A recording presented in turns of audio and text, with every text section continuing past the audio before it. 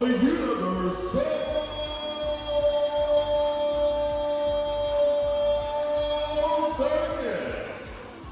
Next on Black Nouveau.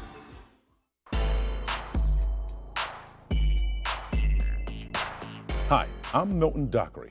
And I'm Faithe. Welcome to Black Nouveau. On this edition, we're going under the big top of the Universal Circus.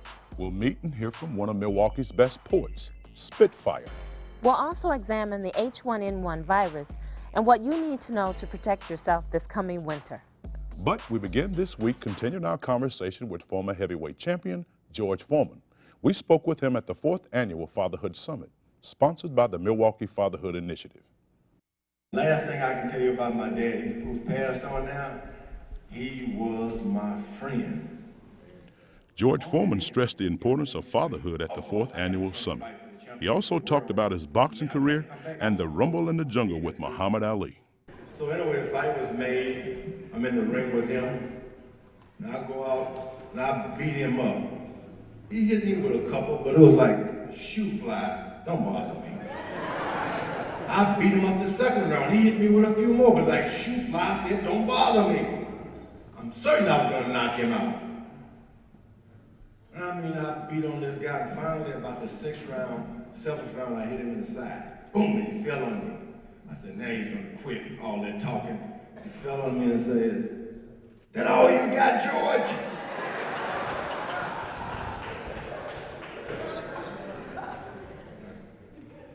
That was about all I had. I looked up, boom! 1-2 shot that knocked me down. I'm on the floor thinking, this can't be happening.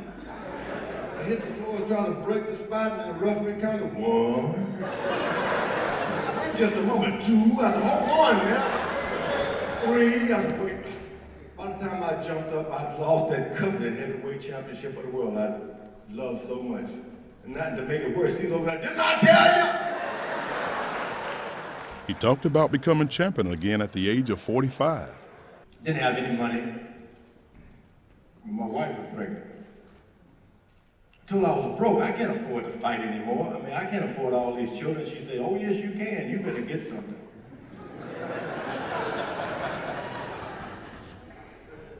So I came out of retirement, a middle-aged man. 315 pounds. But I had all these kids to feed. You heard about George, and George? I had to feed George, and George. And they had to go to school. So I traveled all over the world and people made jokes. George Foreman will never be the prodigal son of boxing as long as he's looking like the fatty calves. His training camp is next to Baskin Robbins. But I looked in the mirror and said, they're only saying those things because they're true. What are you gonna do? Well, I got back in the business and I started boxing. I needed money for my youth center and for my family, and I started boxing. Finally, at the age of 40, almost 46, I got a chance to fight for the title again. Everybody was saying, you're too old. You're gonna get killed. And I was in the ring with that Michael Moore, who was about 25, 24 or something. And I remember just like I was in the ring with Muhammad Ali. He was beating me up and I was beating him back. And he finally got the look on his face like Muhammad Ali had all those years. That all you got, George? But then I said, I got the George Foreman lean, mean, fat-reducing grill machine. Boom!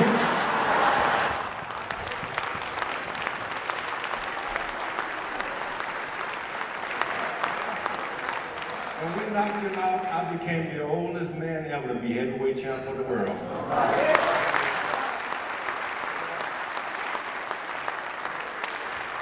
When that happened, J.D. Foreman was right there telling me, didn't I tell you? He was always with me, my father, J.D. Foreman. He has become a successful entrepreneur, but it was his spiritual awakening that helped him understand the value of family and fatherhood. Once you underwent that religious conversion, how did that affect you as a father?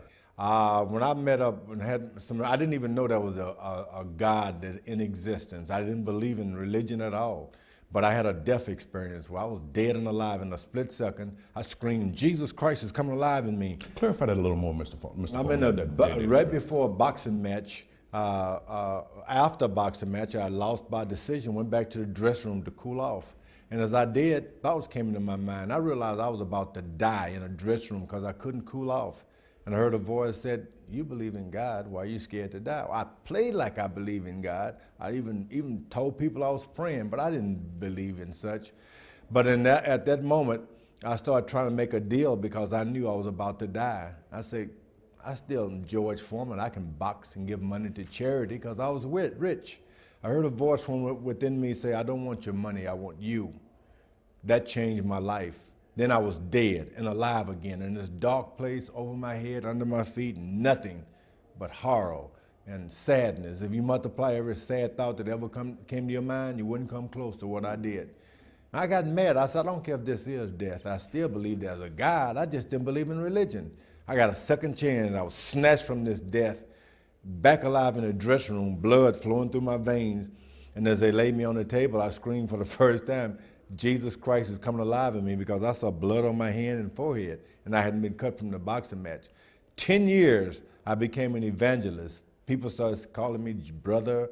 Funerals, I was ordained, and in the 70s, I was ordained an evangelist, and that's what I've done since then. Okay. Now, you want to go that conversion. You experience death and you come back alive. But once again, how did that affect you as a father with your children, sir?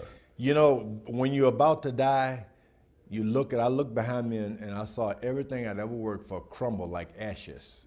And the one thing I was sad about, I hadn't said goodbye to my mother, nor my children. You given a second chance to live, the first thing to come to your mind, go hug mama and stay close to your children. I wanted them to know I loved them. I had a second chance. I realized what was going to make me a good father then is not about how much I provided, but I was going to show those kids my love. And that's for children, all they want. So that's all, that was the conversion. The conversion converted me to make certain that I love people. As a father of 10 great children, what is the most rewarding thing to you as a father? Well, for me, I remember my first son, as a matter of fact, that I saw his graduation. Is that the one that served as your manager for a while? Yeah, okay, George. Right, he graduated Rice University, and they walked across the stage, and they said, George Foreman. And I realized through him, I was living. To see your children graduate and get a college education, oh, man, that is the utmost to me.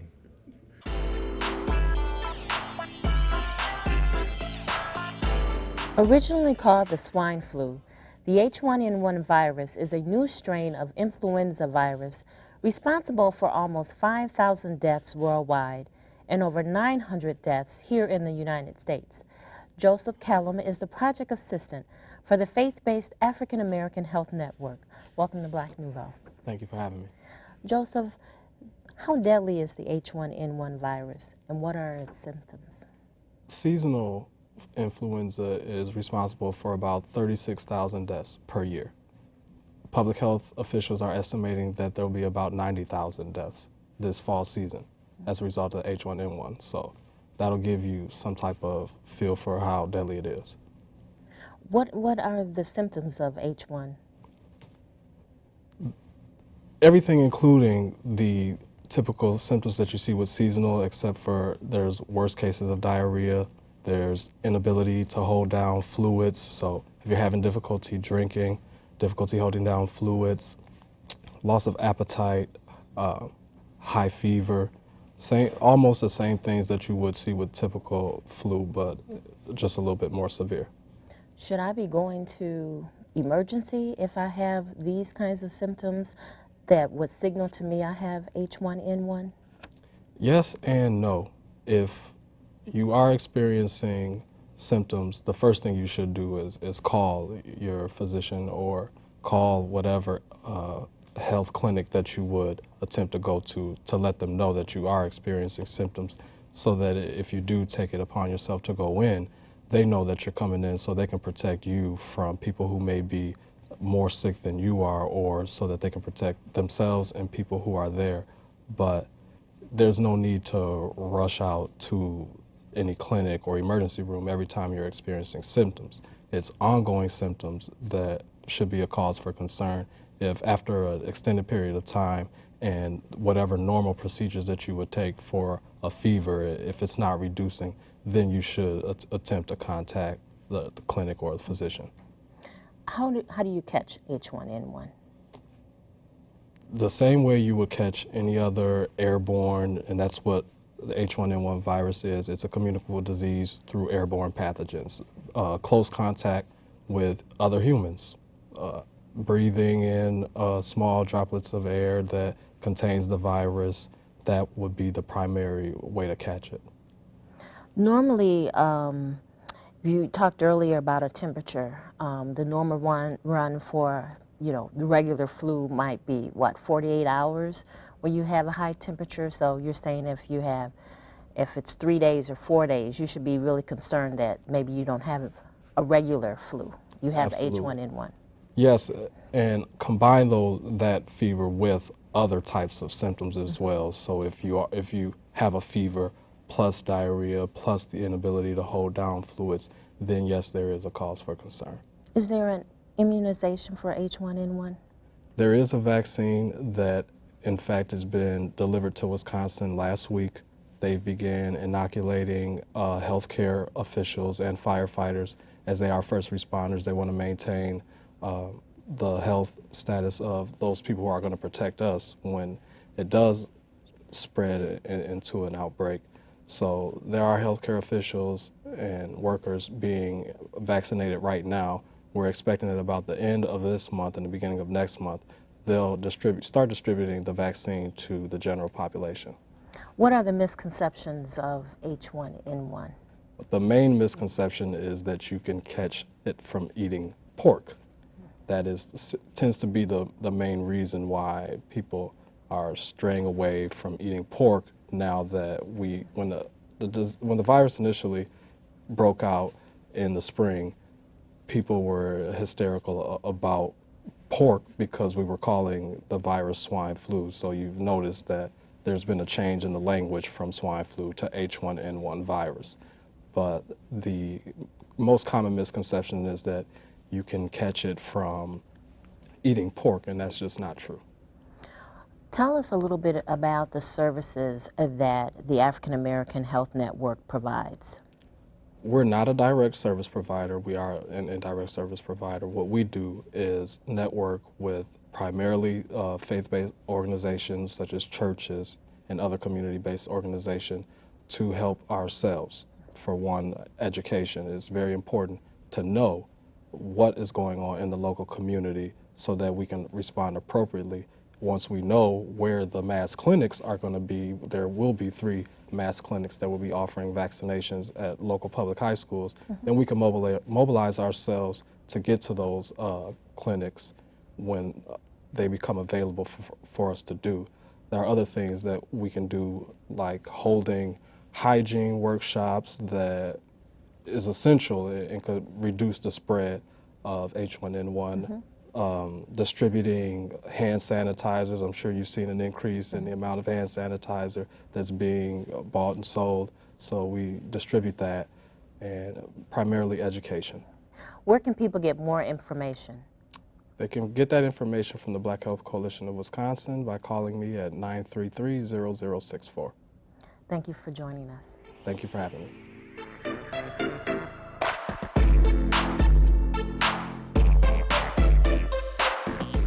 The poet you're about to meet goes by the name Spitfire, and once you hear her, you'll know why. After her performance, our poet in residence, Bobby Drake, talks with her. I am a strong woman, and I will make no apologies for that. But I will never forget when this gentleman applying for the position of boyfriend, or at least bosom buddy, had the nerve to tell me, you know, this strong sister soldier Maya Angelou thing you got going on ain't gonna work for me. Now, before I fast forward to the point where I told him you got me messed up, let me at least tell you what happened. After numerous requests, I'm talking just shy of begging, I finally gave in. He had the nerve to come 3 hours late for a dinner engagement and then act wounded when I didn't let him in. Now, the fact that I had gone on with my evening and now had company was none of his business. So I stepped into the hallway, I adjusted my robe, and I looked at him. I was vexed, so I was looking at him like he was stupid. If the tightness of my lips were not enough, the shifting of my neck was a clear indication that this dude was losing. His response, not apologetic, oh, you ain't gonna let me in? No.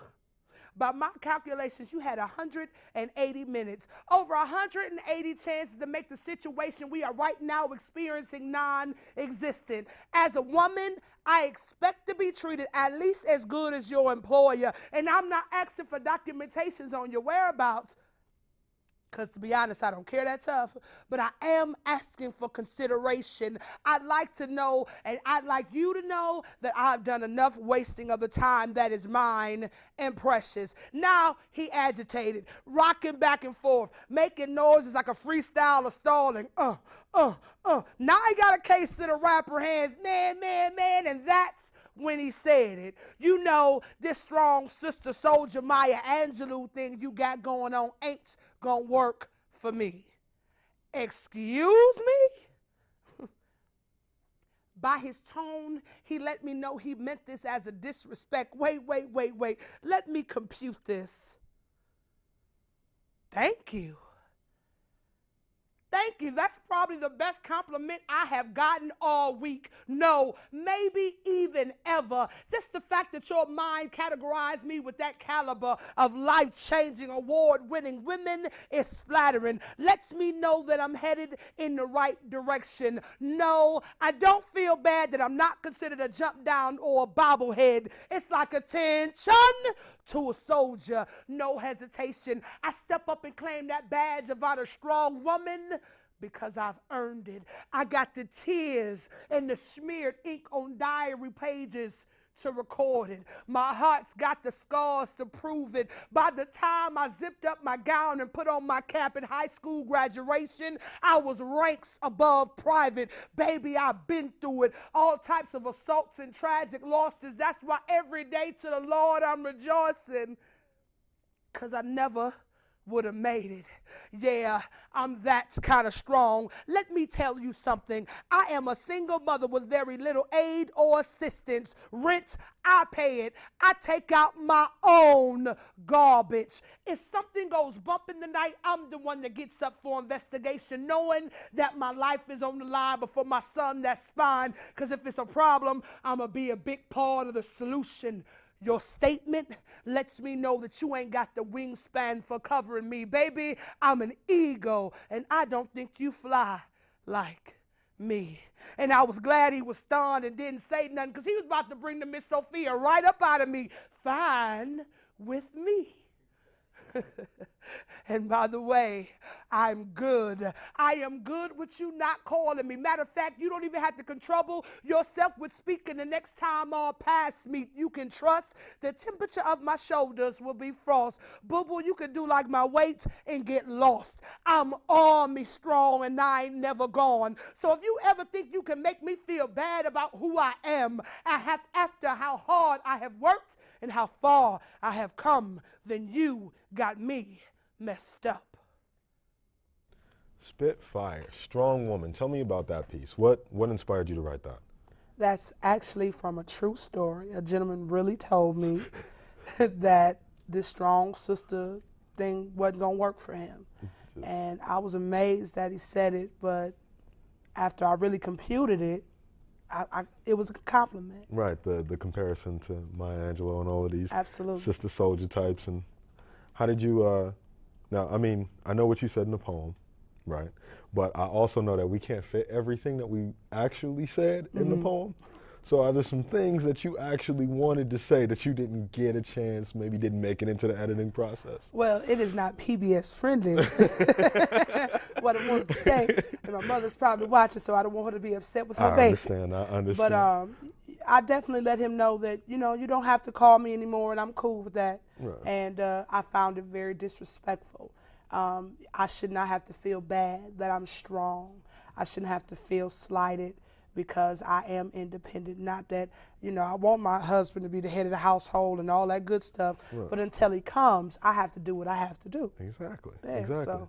So now, how long have you been performing on the scene? Because I know you, but I'm not sure everybody here knows you. So I just want to be like, this is Spitfire, and y'all should know, and everything is great. But yeah, they don't know. So how long have you been out? I've been doing this about 8 years, and I started the Mecca with Dasha Kelly. And one day I just read, and I realized that my work impacted somebody else. And I actually shared with a lady at my job before I ever hit a stage, and she broke down crying, and the piece I read to her was about domestic violence. And she said, one of the lines in your poem is exactly how I felt. And I wrote, I got the mind to leave, but not the strength to walk away.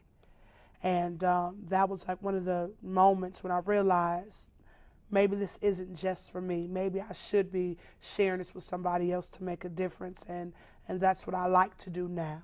All right, okay. And now are you performing regularly within the city? I am.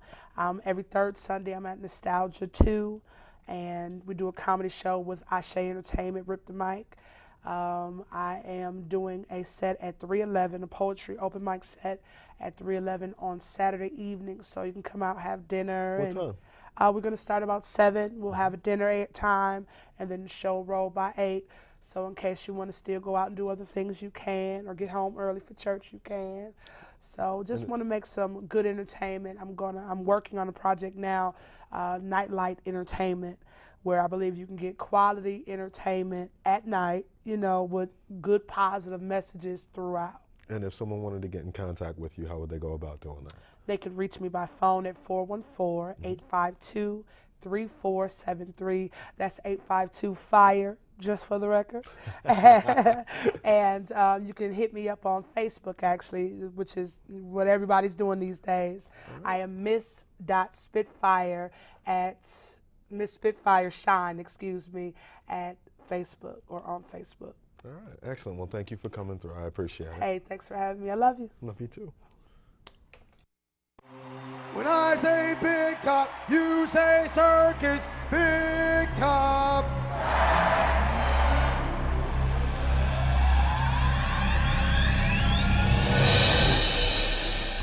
The Universe Soul Circus travels across the United States, featuring spectacular African-American artists as well as other minorities.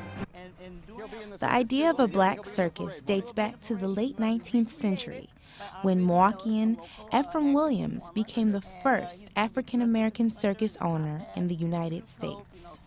He is often remembered as He Is Here by the Gilbert and Jones Troupe, which performs in Milwaukee's Great Circus Parade. The Universe Soul Circus began in 1994 and opened the doors for African-American performers.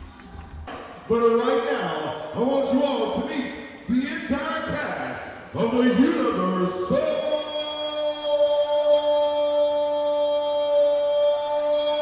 Circus. Andre McLean is the ringmaster for the Universe Soul Circus. He says that the founder and CEO, Cedric Walker, wanted to bring a different look into the circus. Cedric Walker, the CEO and the founder of the Universal Circus, he started in 1994.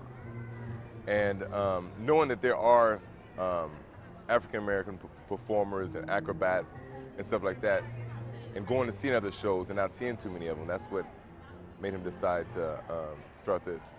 All God's children together, trying to see where we belong. With hills and valleys to conquer, it's time we weather the storm.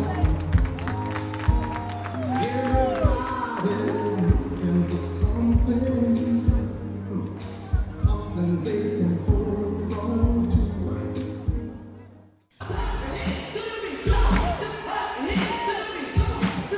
One of the many highlights of the circus is the clowns, and the most famous one is Onion Head.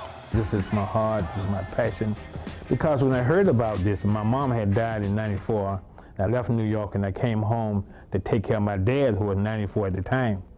So I was taking care of him, and during the time I was at a cousin's house, and his daughter came from Atlanta, Georgia, and had this magazine with this female clown face on it, just a face.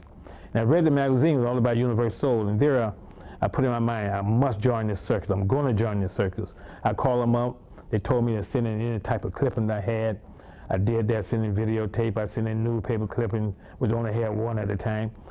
Universal signed him on, and he is now their signature clown. He is known as the Clown from the Hood. When I came to Universal Circus, they had 2 clowns from Wrangling Brothers Clown College, 2 clowns from Cuba School of Circus, and 1 clown from Minnesota Clown School. And I was the only clown that never come from any type of curriculum. All my clowning come out of the streets of the Bronx and Harlem. So they started calling me the Clown from the Hood. And it's stuck now. Here it is, 12, 13 years later, and I'm still the Clown from the Hood.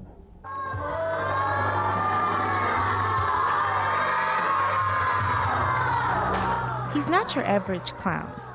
Even though he makes people of all ages laugh, his emphasis is on youth and their education.